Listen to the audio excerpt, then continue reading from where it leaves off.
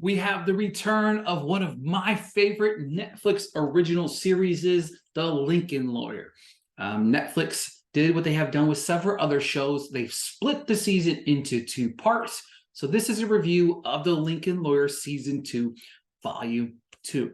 The series, as a collective whole, is based on the 4th book of the Lincoln Lawyer series by Michael Connelly, The Fifth Witness. Now, the season picks up right where we left off, with Mickey beaten down inside the parking garage. We kind of quickly move on to the court case of a century. Mickey battling District Attorney Andrea, going toe-to-toe in the case of Lisa Trammell. From a mystery witness to the help of the FBI to the murder weapon being found, it's a whirlwind of a ride that the writers took us down. Now, I did have a slight issue with how fast we moved on from Mickey being beaten down into the garage to jumping right into the courtroom. Now, I understand he is in the midst of the trial of the century, right? You know what I mean? This is one of the most important trials going on in his life right now, and he needs to be there, et cetera, et cetera.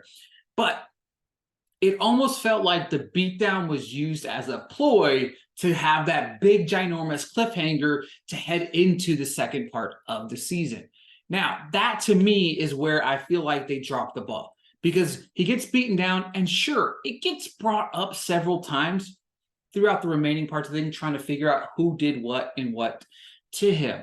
But the writers seem to veer so far away from certain things in the cases with other characters, ones that don't need exactly a lot of development, but they try to develop them anyway. So when the series kind of veers away from Mickey, his court cases, the series kind of gets rough edges. I understand they're trying to develop these other characters, but it's kind of unnecessary. Now, where the series gets things right is whenever you see this beautiful writing, right? It's like a poetry-like chess matchup between 2 titans trying to win a case.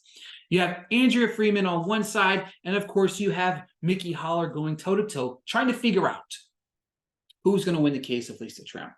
This show is at its best when it's inside the courtroom. Watching this series through the lens of these incredibly talented directors only enhances the drama. 2 of the series' best episodes were directed by Shauna Stan, who ensures that we get every reaction inside that courtroom by the specific person at the right time, but never losing focus of the case. I mentioned the struggles with the writing earlier with post-Mickey beatdown, but Manuel Garcia-Rulfo is just brilliant. He's just brilliant in this, and it's just the masterclass of these courtroom shooting sequences.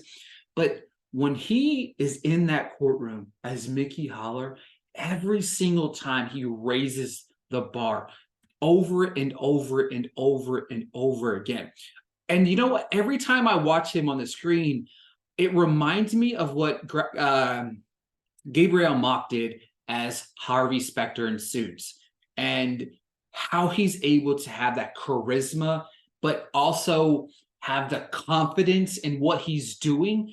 You know he's great at what he does, right? And I think another thing that I love about the show is he's a defense attorney. So defense attorneys aren't exactly loved. And I like how the writers kind of toe that line of do you like Mickey or do you not like Mickey? Mickey's trying to do right by people, but at the same time, he does some shady stuff to get the thing done for his cases. Now, that said, his opposition in the courtroom was District Attorney Andrea Freeman, who was played by Yaya DaCosta, who stands on her own. Look, this show was so good this season based on their battles, right? Andrea, Mickey, courtroom, chess match over and over and over again. This is why it was so good. DaCosta gives it back to Rulfo, no questions asked. These are both fantastic actors. God, I can't even talk right now. It's just, it was so good watching them go back and forth. Obviously, the end of the season sees a massive cliffhanger. I can't wait to hear everybody's thoughts about the aftermath of Lisa Trammell's case. I don't want to spoil it, just in case you're watching this, maybe thinking about watching it. I definitely think you should. The massive cliffhanger at the end of the show falls in line with Michael Connelly's book, one of his books that is out. So I'm excited and hopeful that this gets renewed for a third season. So give me your thoughts on The Lincoln Lawyer Season 2, Part 1 and 2. Let me know what you think.